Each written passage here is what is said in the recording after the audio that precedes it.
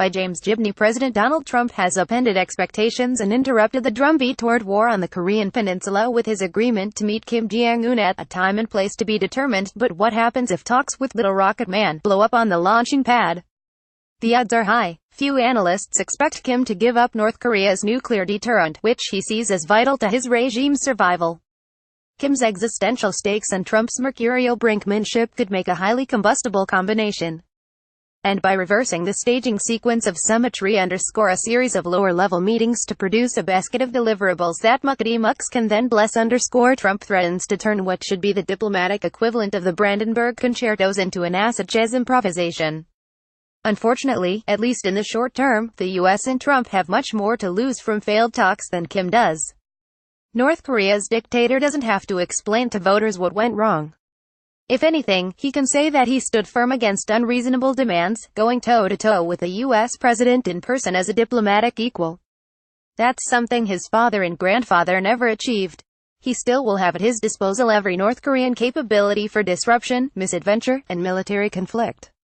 Trump, meanwhile, will be faced with two unpalatable alternatives. As his erstwhile ambassadorial nominee Victor Cha has noted, Trump may conclude that diplomacy has run out of road and opt for a military solution.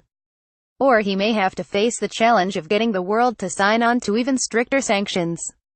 In both cases, he would not be able to move ahead effectively without the support of South Korea, Japan and other U.S. allies. China and Russia, each with huge stakes in the future of the Korean Peninsula and vetoes in the United Nations Security Council, also need to be on board.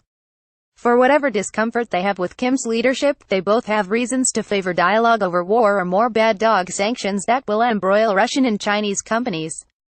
Given Trump's temperament, his dead diplomatic establishment and his perception of his political base, how likely is he to pursue the kind of consultations and give and take necessary to keep nervous allies and a revanchist Russia and rising China on board?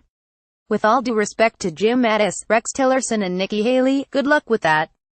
Instead, what's more likely in the event of a summit failure is the U.S. facing the same dilemmas with which it started, underscore only more isolated and with fewer tools at its disposal. That prospect, which won't be far from the minds of the few remaining adults in the Situation Room, is likely to generate more pressure for a face-saving deal than one that stands the test of time.